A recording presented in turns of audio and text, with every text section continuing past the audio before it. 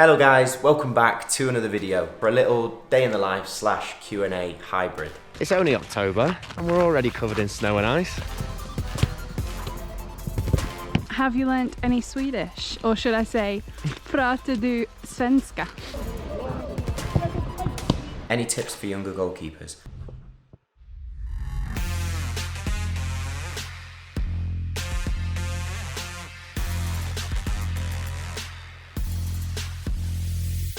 Hello guys, welcome back to another video. If you're new here, my name's Conor O'Keefe. I'm a goalkeeper playing in Sweden, and Keeping Goals is a vlog here on YouTube that documents my journey throughout football. Gonna do something a little bit different in today's video. We've had plenty of matchday vlogs and a couple of tutorials in recent weeks. So in today's episode, I thought I'd bring you along for the day and at the same time, answer some of your questions for a little day in the life / Q&A hybrid. Today's Thursday. It's a pretty chilled day in the schedule. We're coming towards the end of the week, which is obviously match day. I've only got one training session, which is this afternoon with the team. So I thought I'd show you what I normally do on a lighter day. And over on Instagram, I put up a questions tab on my story, asking you guys for your questions. So as we go throughout the day, I'm going to answer them. That's the plan. Anyway, this morning, me and Frankie, we're going to head out. We're going to go for a little bit of a walk, get to the shops. So let's get the day rolling. If you enjoyed today's video, please hit that like button. It helps us out a lot. And if you haven't already, Subscribe!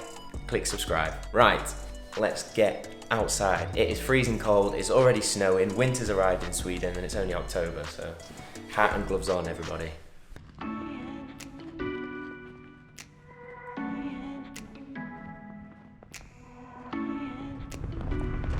So winter has returned to the north of Sweden. It's only October and we're already covered in snow and ice. You were quite excited for the snow to come. Yeah, but I was enjoying autumn and then bang! Yeah. It came, so... Hats and gloves, waterproofs, winter trousers, winter boots. This is the new norm now. And Frankie wasn't here January, February when it was really cold. I managed to avoid that. So I'm quite excited to see what you think when we start hitting -50 and -20, -25, -30. And we've still got 3 home games left as well. That's the funny thing, including the last game of the season on the 20th of November. So that might be a new record for the coldest game I've ever played in. Anyway, we've got some questions to answer. We've had a lot of questions already from the Instagram story. So I'm going to give the camera to Frankie and we're going to answer some of your questions. Okay, question 1. Question 1. What is your favourite thing about Piteå? My favourite thing about Piteå, I love the people here. They are some of probably the most friendly people we've ever met whilst we've been away from home. Definitely. Not just the football club either, but just the people in general here. I love the outdoor lifestyle in Piteå. In the summer, we have all the boats, the jet skis, stuff by the water, hiking in the forests. And then even in the winter when it gets like this and it gets really, really cold, snowmobiles, ice skating, ice walking, hiking. Everyone loves to be outside, doing things together. That's something that I really, really love. Yeah. What about you? I'll spin it around. What do you love about Piteå? To be honest, just how happy... It's just got like a really magical feel to it because I never thought I'd be that happy in Sweden. Like I never thought, oh, that's going to be like the place where we're really happy, we love it. And it was, and there's no really... I don't think there's one particular part to that. Question number 2. Have you learnt any Swedish? Or should I say, pratar du svenska? Ja, jag pratar lite svenska. We have had Swedish lessons. I think I'm a lot better at listening than I am at speaking. I need to be a little bit more confident speaking, but we can say lots of things. Yeah, we can say... Vad är din favoritmat? Min favoritmat är ren. Ren! Which is my favourite food is reindeer. It's not, but I do like reindeer. It's very tasty. A lot. Mycket. Vi bor i Piteå. Jag spelar fotboll med Piteå IF. Jag jobbar som läkare. That's I work as a teacher. I think. Jag vill ha en kopp te. Snälla. Jag skulle vilja ha en chocobo. Which is, I'll have a cup of tea, please. That one's been very important. Very useful. In terms of football as well, I feel like I can hear a lot more when we're talking in the change room, when we're having information given to us. I understand a lot, but as I say, just need to be a little bit braver in speaking. It's very important when you're playing abroad to try your very best to learn the language and to speak. We need to keep learning, we need to keep practicing, but we're getting there. Give us a few more months. What makes a good coach and goalkeeper relationship? I think the best relationships I've had with goalkeeper coaches are when you have a good line of communication and you trust each other. You obviously need to respect each other and value what each other says, because it has to be a two-way relationship. You can't just tell the goalkeeper what to do and never hear any feedback. And also as a goalkeeper, you can't just ignore everything your goalkeeper says and think that you know best. But you need to go into that relationship open-minded and receptive. If something's not working for you as either party, you need to tell the other person that, and you need to figure out a way that you can work together to get the most out of each other, because that's the only way that you're going to improve performances on the pitch. But as I say, just communicative, honest, trusting and respectful between the two parties. I think that's the best way to go about it. And you're never too old to learn. That's another thing as a goalkeeper, I'd say. Make sure you're always listening and trying to learn from the goalkeeper coach, because they can always teach you something new.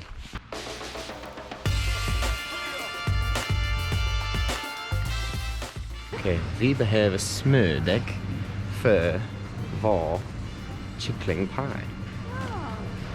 What he We're getting said. better.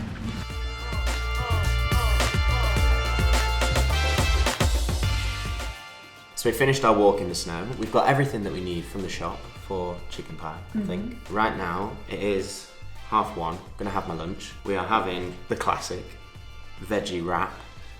And we're gonna answer one more question. So, Franks, what is the next question? Which position, realistically, do you think Peter will finish this year? This season, I've said it before, but we were the favourites for relegation from the S5Ep39. We were newcomers in the league. And last game, weekend just gone, we had a massive game away against Hammarby TFF, who are the second team of Hammarby, who are a big club here in Sweden.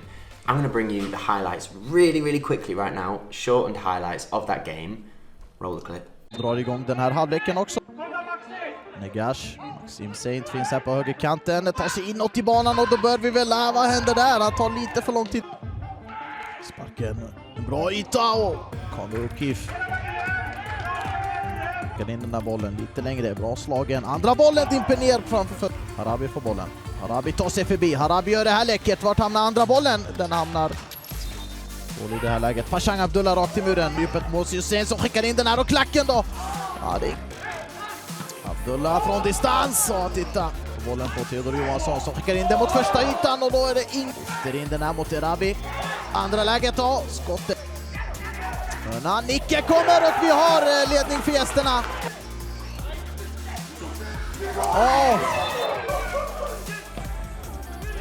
Theodor Johansson. Lyckas undan andra läget och slutet över av Alfred Olansson som lyfter in den här bollen. Lyckas den undan och pipan i munnen på huvuddomaren Tom Gorbani som blåser av det här och Piteå klarar det. So that was a massive win and another clean sheet, and as you can see from the table, it leaves us in 8th place, top half of the league, with 5 games to go. For a team that were favourites for relegation, it's not so bad so far. So 5 games left, we're playing tough teams, but why not try and finish as high as we can, push up as high as we can in the league. But I think a top half finish would be very good, and if we can get top 6, that would be brilliant. So we're going to eat lunch now. It's pretty chilled this afternoon. We've got training this evening, which in that weather is going to be a lot of fun. So we're going to have some lunch, answer some more questions, and get prepped ready for training. So we're ready for training, walking up to the ground. We've got the snood on. I think this probably counts as snood weather. Next question's from Alex, and Alex asks, could you see staying in Sweden as a longer term plan? To be honest, it's very difficult to make long term plans in football, I'll tell you that. What I can say is I've really enjoyed playing and living in Sweden. I really enjoy Swedish football, I've been playing well here, so I'd love the opportunity to continue playing in Sweden, to keep building, to keep growing with it. But as I said, it's very difficult to make long-term plans in football. You have to play as well as you can, perform to the best of your ability, and then at the end of the season, actually try and plan for the following season, let alone a longer term than that. But yeah, as I say, I've loved playing in Piteå, I've loved playing in Sweden, I really enjoy Swedish football, so we'll see. And that leads on to the next question from Brandon, who says, how often do you get to see family and friends back home? And in all honesty, Brandon, it's not very often, unfortunately, especially with the travel restrictions that have been in place over the last 18 months whilst I've been here. Matt Sheldon, or Become Elite on YouTube, did a really good video recently talking about the sacrifices of playing football, and especially when you play abroad, that's one of the sacrifices. You don't get to see your family and your friends as often as you'd like. But I am looking forward to the end of the season when we finish here in November, being back home for Christmas, seeing everyone properly. That's something that I'm very, very excited for. Right, pitch is behind me. It's time for training, time for some goalkeeping. Hopefully it's not too snowy. Let's go make some saves.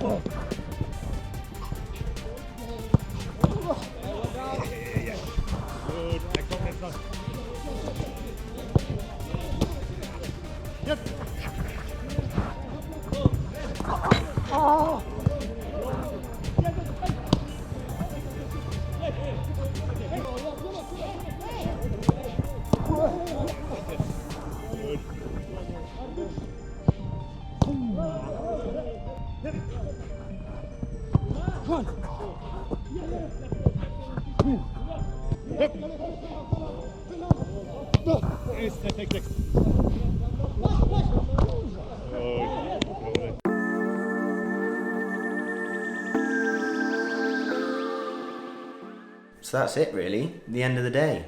Training was good, enjoyed it. Cold conditions, wet on the pitch, so a good opportunity to work on dealing with the skimming balls, fast feet, handling in those conditions. We're going to go through 3 more questions to finish off the video. So, is it physically challenging, consistently training and playing on artificial turf versus grass? It is to some extent. I've probably played on artificial surfaces mainly for the last 3 seasons. There's a little bit less give in the surface when you compare it with grass. It's a little bit harder. So you do have a little bit more wear and tear on your joints, on your knees, on your ankles, that type of thing. But the positives of that is that it's pretty consistent how the ball plays year round. Compare that with grass when it's very, very dry in the summer or very wet and boggy in the winter. When you're playing on artificial grass, you can get used to your game and keep it consistent because the surface is pretty much the same year round. So there's pluses and negatives to both, but yeah, I do probably prefer grass, but artificial's not as bad as a lot of people say. Any tips for younger goalkeepers?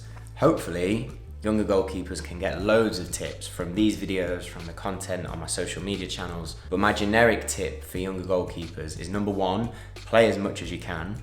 Number 2, enjoy playing in goal, enjoy making saves. Don't worry or stress or let anyone put any pressure on you when you're playing in goal. Just enjoy the position and enjoy doing what you do as a goalkeeper. And tip number 3, especially as you start getting a little bit older, try and improve something in your game every day. If you can improve 1% every day, you're going to be very, very good if you can keep that up consistently over a long period of time. But the most important thing is play as much as you can and enjoy playing in goal. Conor says, what is my proudest moment? I've had a few. I've been very fortunate to play a sport that I love in such cool places But playing for my hometown team when I was younger at Macclesfield, that was a proud moment. Being a student athlete at Loughborough, that was pretty cool. Playing abroad in Spain, playing in Sweden, winning the league, sharing that with Frankie, all of those moments have been pretty cool. So there's lots of stuff that I still want to do and I still want to achieve, but yeah, I've had some pretty proud moments and things that I'm proud of. And it's been pretty cool that I've got to share it with you guys as well through the YouTube channel. That's pretty awesome. But that's it for the vlog. I hope you guys enjoyed it. This week's Patron of the Week is Eric Arzensek. And we actually have a little Patron of the Week message, which is going to be a new feature in the vlog. So take it away, Eric. My name is Eric, Conor mate. Thank you for giving me Patreon of the Week. I'm a big fan of the vlog. It helped me improve a lot in my game. And also as a Patreon, I absolutely love the Q&A we do each month over Zoom. So yeah, keep smashing it, keep improving, and take care. So congratulations, Eric, on winning Patron of the Week. If you guys would like to be a patron like Eric, you can sign up following the link below this video. But thank you very much for watching. I hope you enjoyed it. I hope you got some value from it. If you did enjoy the video, please hit the like button and subscribe if you haven't already. I'll see you next Sunday for the next episode, but look after yourselves, keep chasing improvement as always, and I'll speak to you in a bit. Another question was, what makes a good goat? What makes it Hang go? on. He needs horns, he needs big eyes, and he needs to go. Needs to do what?